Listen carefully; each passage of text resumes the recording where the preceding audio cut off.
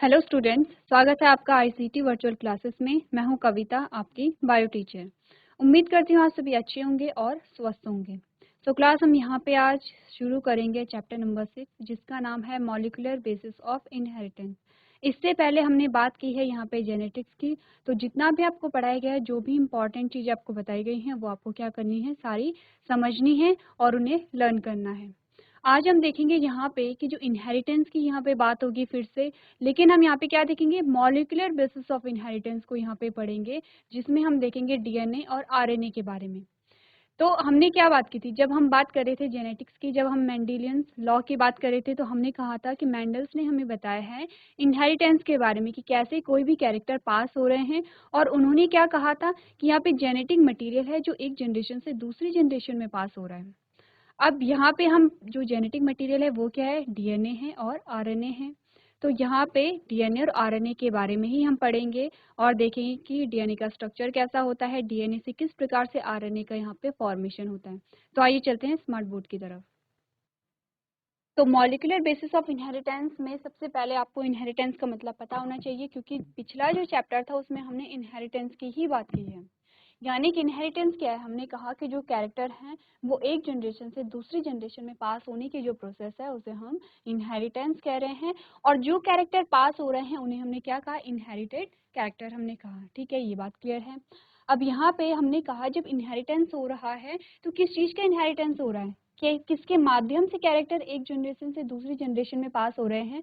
हमने कहा genetic material के द्वारा जो कैरेक्टर हैं वो एक जनरेशन से दूसरी जनरेशन में पास हो रहे हैं। ठीक है, अब जेनेटिक मटेरियल क्या होता है, जब भी जेनेटिक मटेरियल की बात आती है हमारे माइंड में क्या होता है, डीएनए का ही नाम आता है। ठीक है, तो हमने क्या कहा कि जो डीएनए है वो जेनेटिक मटेरियल है, और आपने आरएनए को भी देखा कि आरएनए भी कहीं कहीं पे जेनेटिक मटेरियल यहाँ पे होता है।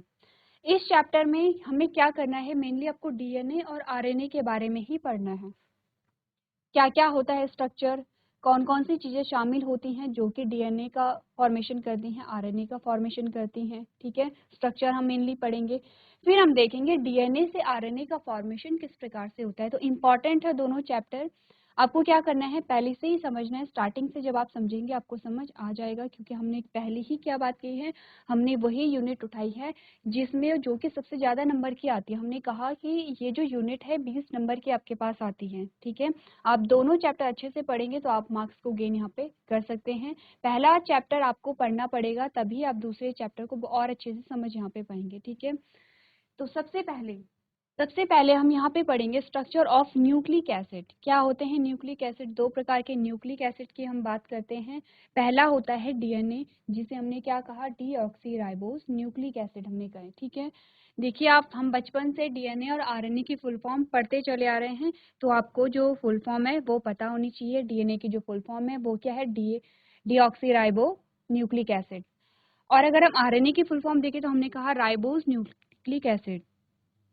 अब यहाँ पे कुछ ऐसी चीज़ें होती हैं जिन जो कि आपको बताती है डीएनए और आरएनए में क्या डिफरेंस यहाँ पे होता है। ठीक है, बेसिक चीज़ें हैं, आपको ये बेसिक चीज़ें पता होनी चाहिए। जैसे कि स्ट्रैंड, आपको पता होना चाहिए कि डीएनए में कितने स्ट्रैंड होते हैं, आरएनए में कितने स्ट्रैंड होते हैं। ठीक है, ये बात क्लियर है। फिर आपको ये पता होना चाहिए कि शुगर कौन सी होती है डीएनए में और आरएनए में कौन सी शुगर होती है। जो बेस पेयर होते हैं वो कौन कौन से बेस पेयर होते हैं डीएनए और आरएनए में। नेक्स्ट हम बात करेंगे जेनेटिक मटेरियल। देखिए अभी तक हमने क्या बात की है, हमने सिंपली कहा है डीएनए और आरएनए क्या होते हैं, जेनेटिक मटेरियल होते हैं। ठीक है, तो जेनेटिक मटेरियल सबसे पहले आपको क्या पता होना चाहिए, जेनेटिक मटेरियल होता क्या है, वो मटेरियल जो एक जनरेशन से दूसरी जनरेशन में पास हो रहा है और सारे कैरेक्टर को कंट्रोल कर रहे हैं। ठीक है, उसे हम क्या कहेंगे, जेनेटिक मटेरियल कहेंगे। अब हमें ये देखना है कि डीएनए किन किन ऑर्गेनिज्म में यहाँ पे जेनेटिक मटेरियल होता है और आरएनए किस में यहाँ पे क्या होता है, जेनेटिक मटेरियल होता है। ये बात क्लियर है आपको। उसके बाद हम जानेंगे लोकेशन, यानी कि डीएनए की लोकेशन क्या होती है और आरएनए की लोकेशन क्या होती है। बेसिक से ये जो पॉइंट है बेसिक्स हैं, और जो एमसीक्यू हमारे पास आते हैं उनमें पूछा जा सकता है। ठीक है, तो यहाँ पे हम स्टार्ट करते हैं। सबसे पहले बात करेंगे स्ट्रैंड की। तो आपको पता है कि डीएनए क्या होता है, यहाँ पे डबल स्ट्रैंड होता है।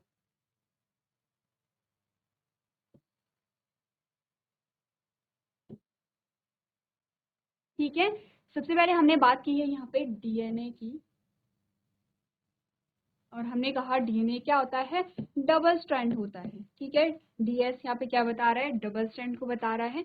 अगर आरएनए की बात करें तो हमने कहा कि यहाँ पे क्या होता है, सिंगल स्ट्रैंड होता है, ठीक है। डीएनए को हमने कैसे देखा, इस प्रकार से देखा। आरएनए क्या होता है, यहाँ पे सिंगल स्ट्रैंड होता है, ठीक है। इस प्रकार से आपने क्या देखा, डीएनए में 2 स्ट्रैंड होंगे और आरएनए में क्या होगा, यहाँ पे सिंगल स्ट्रैंड होता है, ठीक है। अब बात कर लेते हैं यहाँ पे शुगर की। बहुत इजी है। जब आप यहाँ पे अगर आपको फुल फॉर्म आता है डीएनए और आरएनए का, तो आपको ये भी पता है कि कौन कौन सी शुगर होती हैं।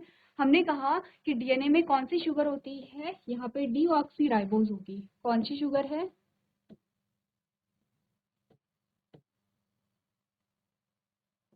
डीऑक्सीराइबोज शुगर होती है डीएनए में और राइबोज शुगर होती है आरएनए में, ठीक है। बहुत सिंपल है, क्योंकि आपने क्या बात की है, डीएनए की फुल फॉर्म हमने क्या कहा, हमने कहा डीऑक्सीराइबोज न्यूक्लिक एसिड, और आरएनए की फुल फॉर्म हमने क्या कहा, राइबोज न्यूक्लिक एसिड, ठीक है। ये बात क्लियर है। अब यहाँ पे बात कर लेते हैं जो बेस पेयर होते हैं, कितने बेस पेयर होते हैं, यहाँ पे 4 बेस पेयर की बात हुई है। तो यहाँ पे डीएनए की बात करें तो कौन कौन से होंगे, ए होगा, टी होगा, जी होगा और सी होगा, ठीक है। ये बात किसकी है, डीएनए की बात है। और अगर हम आरएनए के बेस की वहां पे बात करें तो हमने कहा ए है, यू है, जी है और सी है, ठीक है। तो क्या है यहाँ पे, adenine, thymine, guanine and cytosine है। एडेनिन, यूरेसिल, ग्वाइनिन और साइटोसिन है। तो ये आपको क्या है, डिफरेंस पता होना चाहिए कि डीएनए में कौन से बेस पेयर मिल रहे हैं और आरएनए में कौन से बेस पेयर मिल रहे हैं। डिफरेंस किस में आ रहा है, यहाँ पे टी और यू में आ रहा है, ठीक है। ये बात यहाँ पे क्लियर है। नेक्स्ट अब आता है जेनेटिक मटेरियल। अब आपको ये बताना है कि डीएनए किस में जेनेटिक मटेरियल है और आरएनए किस में जेनेटिक मटेरियल है, ठीक है। ये बात हमने की है। हमने कहा है कि ऑल लिविंग ऑर्गेनिज्म, जितने भी जीवित प्राणी हैं, सब में जो जेनेटिक मटेरियल है वो क्या है, डीएनए है। डीएनए जो कि डबल स्ट्रैंड है, डीएनए जिसमें कि डीऑक्सीराइबोज शुगर पाई जा रही है, डीएनए जिसमें जो बेस पेयर हैं वो क्या है, ए टी जी सी, ये बेस पेयर हैं, ठीक है। तो क्या बात की हमने, हमने कहा कि जितनी भी लिविंग ऑर्गेनिज्म है सब में ही जो जेनेटिक मटेरियल है वो डीएनए है। DNA as a genetic material होता है सारे लिविंग ऑर्गेनिज्म में। तो अब बात आती है आरएनए, फिर किस में जेनेटिक मटेरियल होगा। देखिए, ये हमें पता है कि डीएनए से ही आरएनए का फॉर्मेशन होता है, ये बात क्लियर है। आरएनए का फॉर्मेशन होता है तो आरएनए कुछ ऐसे वायरस होते हैं जिनमें एज अ जेनेटिक मटेरियल काम करता है, ठीक है। क्या होगा यहाँ पे, हमने कहा डीएनए सारे लिविंग ऑर्गेनिज्म में एज अ जेनेटिक मटेरियल होता है और आरएनए में कुछ वायरस ऐसे होंगे कि जिनमें आरएनए क्या होगा, एज अ जेनेटिक मटेरियल होगा। क्या लिखेंगे हम, डीएनए जेनेटिक मटेरियल किन में है, ऑल लिविंग सेल में, ठीक है। सारे जो लिविंग सेल हैं उनमें पाया जाता है, ठीक है। और आरएनए किस में होता है, इन सम वायरस। ये बात क्लियर है आपको। अब बात करते हैं लोकेशन की कि डीएनए कहाँ पाया जाता है और आरएनए कहाँ पाया जाता है। तो ध्यान रखिए, सबसे पहले बात करेंगे यहाँ पे डीएनए की। तो डीएनए न्यूक्लियस में पाया जाता है, ठीक है। जो जनरल, अगर हम जनरली देखें तो जो डीएनए है वो न्यूक्लियस में पाया जाता है। हमने यही तो कहा था कि न्यूक्लियस में क्या होता है, हमारा जेनेटिक मटेरियल होता है, ठीक है। और जिसमें जो है न्यूक्लियस के अंदर जेनेटिक मटेरियल होगा उसे हम क्या कहते हैं, यूकैरियोट्स कहते हैं। 2 प्रकार के जो जीव हैं उनकी हमने बात की थी, प्रोकैरियोट्स और यूकैरियोट्स, आपको याद होगा। तो प्रोकैरियोट्स क्या होते हैं, प्रिमिटिव सेल को हम क्या कहते हैं, प्रोकैरियोट्स कहते हैं, जिनमें न्यूक्लियर मेम्ब्रेन क्लियर नहीं होती है और इसीलिए हम क्या कहते हैं कि इसमें क्या है, जो न्यूक्लियस है वो क्लियर नहीं है, ठीक है। जब हमने बात की यूकैरियोट्स की तो हमने क्या कहा, ये वे जीव हैं जिनमें न्यूक्लियर मेम्ब्रेन क्लियर होती है, ठीक है। और न्यूक्लियस के अंदर क्या होगा, यहाँ पे जेनेटिक मटेरियल होगा। तो ये बात हमें पता है कि डीएनए कहाँ पे पाया जाएगा, न्यूक्लियस में पाया जाता है। ये बात आपको ध्यान रखनी है। अगर हम बात करें यहाँ पे क्या होता है, कुछ ऑर्गेनेलिज में भी पाया जाता है। जब आपने सेल चैप्टर पढ़ा होगा, हम पढ़ते चले आ रहे हैं सेल के बारे में, हमने क्या कहा है कि सेल होती है, क्या है सेल, सेल किस किस चीज से मिलकर बनी है, हमने कहा सेल मेम्ब्रेन होती है, उसके अंदर क्या होता है, एक लिक्विड होता है जिसे हम साइटोप्लाज्म कहते हैं। फिर क्या होता है, न्यूक्लियस होता है, साइटोप्लाज्म में बहुत सारी ऑर्गेनेलीज होती हैं और वो ऑर्गेनेलीज क्या करती हैं, यहाँ पे अलग अलग कार्य को करने के में सेल की मदद करती हैं। जैसे माइटोकॉन्ड्रिया हो गया है, यहाँ पे हमने कहा राइबोसोम, लाइसोसोम, बहुत सारी ऑर्गेनेलीज यहाँ पे होती है। तो कुछ ऑर्गेनेलीज में भी क्या होता है, डीएनए पाया जाता है। इसके अलावा अगर हम बात करें बैक्टीरिया की, तो बैक्टीरिया के साइटोप्लाज्म में होता है क्या, यहाँ पे डीएनए। ठीक है, ध्यान रखेंगे, बैक्टीरिया के साइटोप्लाज्म में यहाँ पे डीएनए होता है। साइटोप्लाज्म क्या है और यहाँ पे न्यूक्लियस क्या है, इसका ध्यान आपको रखना है। हमने कहा ये हमारे पास सेल है, ठीक है, बीच में क्या है, न्यूक्लियस है, और ये यहाँ पे जो तरल पदार्थ है इसे हमने क्या कहा, कोशिका द्रव कहा या साइटोप्लाज्म इसे हमने कहा है। ठीक है, तो यहाँ पे अगर डीएनए पाया जा रहा है तो किसमें पाया जाएगा, अगर यहाँ पे डीएनए पाया जा रहा है तो किस में पाया जा रहा है, हमने कहा बैक्टीरिया में पाया जा रहा है। अगर डीएनए यहाँ पे न्यूक्लियस में पाया जा रहा है तो किस में पाया जा रहा है, हमने कहा यूकैरियोट सेल में पाया जा रहा है। ठीक है, ये बात आपको ध्यान रखनी है, तो यही चीज हम यहाँ पे लिख लेते हैं। हमने कहा किसमें लोकेशन कहाँ है इसकी, न्यूक्लियस में है, और न्यूक्लियस में किसकी बात हो रही है, यूकैरियोट्स की बात हो रही है।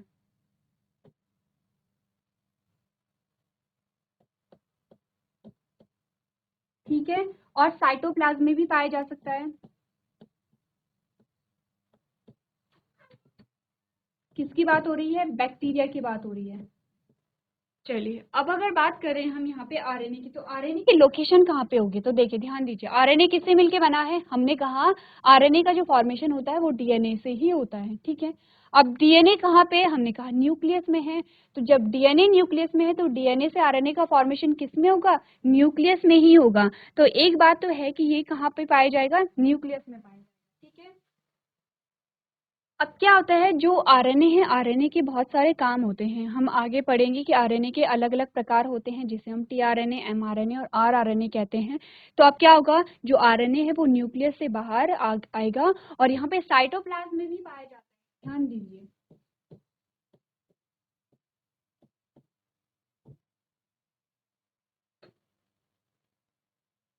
अब आपने क्या ध्यान रखना है, देखिए हमने कहा कि जो आरएनए का फॉर्मेशन है, आपके पास क्वेश्चन अलग अलग तरीके से आ सकते हैं, क्या क्या इनमें से पूछा जा सकता है। देखिए, स्ट्रैंड है, बहुत कॉमन है, पूछे जाने के चांसेस बहुत कम हैं। ठीक है, शुगर भी बहुत कॉमन है, पूछे जाने के चांसेस बहुत कम हैं।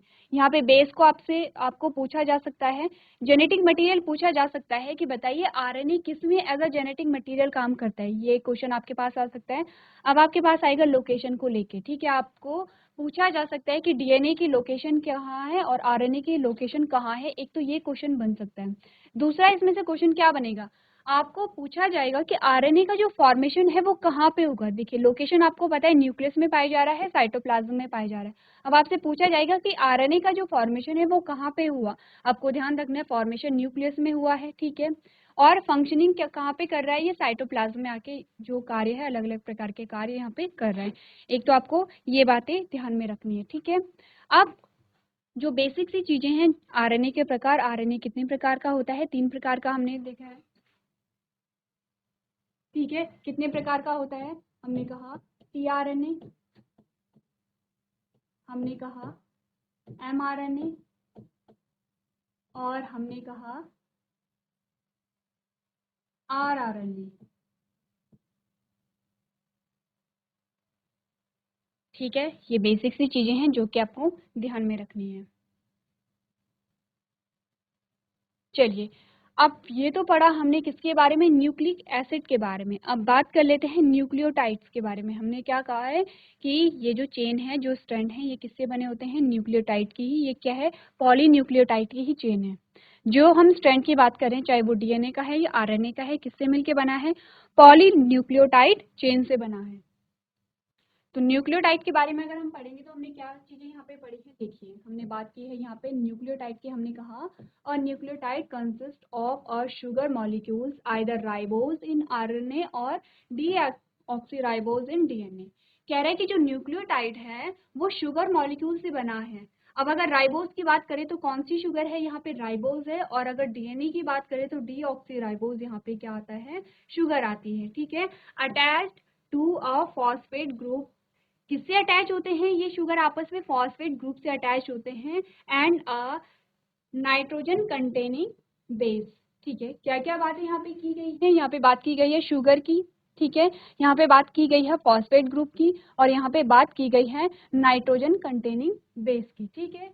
अब बेस कौन कौन से हैं यही आपको बताया गया है। The base used in DNA are adenine यानी कि ए, साइटोसिन यानी कि सी, ग्वाइनिन यानी कि जी, एंड थाइमिन यानी कि टी, ठीक है, यही बात की गई है। और आरएनए में कौन कौन से बेस पेयर हैं? हमने कहा यूरेसिल यानी कि यू हो गया है प्लेस ऑफ थाइमिन, यानी कि in RNA the base uracil takes the place of thymine, ठीक है, ये बात क्लियर है। यही हमने अभी तक बात की है। हमने क्या बात की है? आरएनए में कौन कौन से बेस पेयर होते हैं? हमने कहा एडेनिन होता है, ठीक है, ए जिसे हम कह रहे हैं, साइटोसिन होता है, सी से जिसे हम डिनोट कर रहे हैं, ग्वाइनिन होता है, जी से हम जिसे डिनोट कर रहे हैं, और टी से है थाइमिन है, ठीक है। अब हमने बात क्या की है? हमने कहा है कि आरएनए में क्या है। आरएनए में जो थाइमिन था यानी कि जो टी था उसकी जगह किसने यहाँ पे ले ली है? यूरेसिल ने ले ली है। ये बात हम अभी कर चुके हैं। अब अगर हम बात यहाँ पे देखें जो स्ट्रक्चर होता है न्यूक्लियोटाइड का, कैसा होता है देखिए, एक पॉलीन्यूक्लियोटाइड की चेन है आपके पास,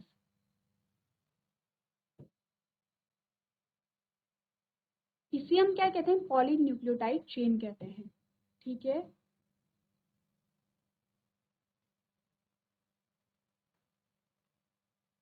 अब यहाँ पे क्या है? ये आपको जो दिखाए गए हैं ये यहाँ पे क्या है? न्यूक्लियोटाइड है,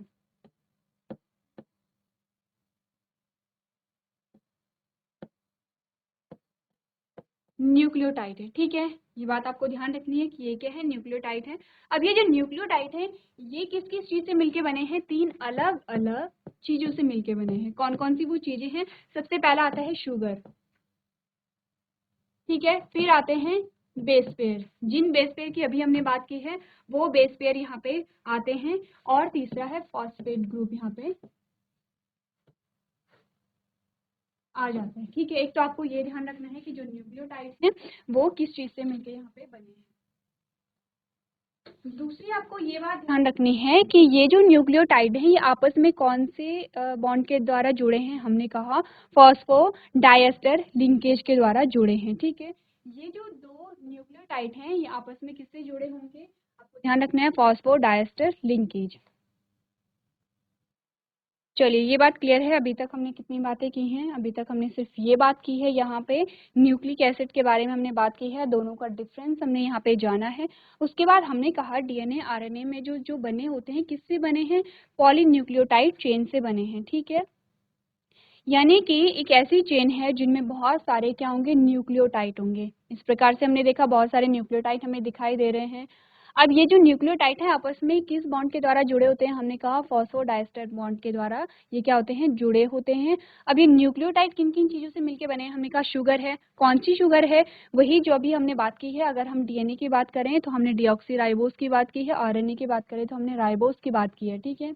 सेकेंड हमने कहा बेस पेयर से बने होते हैं। अब बेस पेयर कौन से हैं? डीएनए की बात करें तो हमने एडेनिन, थाइमिन, ग्वाइनिन और साइटोसिन की बात की है, ठीक है। और अगर आरएनए की बात करें तो हमने बात की है एडेनिन की, यूरेसिल, ग्वाइनिन एंड साइटोसिन की हमने बात की है, ठीक है। और साथ में क्या जुड़ा होता है? यहाँ पे फॉस्फेट ग्रुप यहाँ पे जुड़ा होता है। ये आपको क्या है? बेसिक सी चीजें हैं जो कि आपको इसका स्ट्रक्चर ध्यान में रखना है। सो क्लास आज के सेशन में हम इतना ही करेंगे। जो भी आपको पढ़ाया जाता है आप क्या करेंगे? घर जाके उसे रिवाइज करेंगे। तो अभी तक क्लास में बने रहने के लिए आपका धन्यवाद।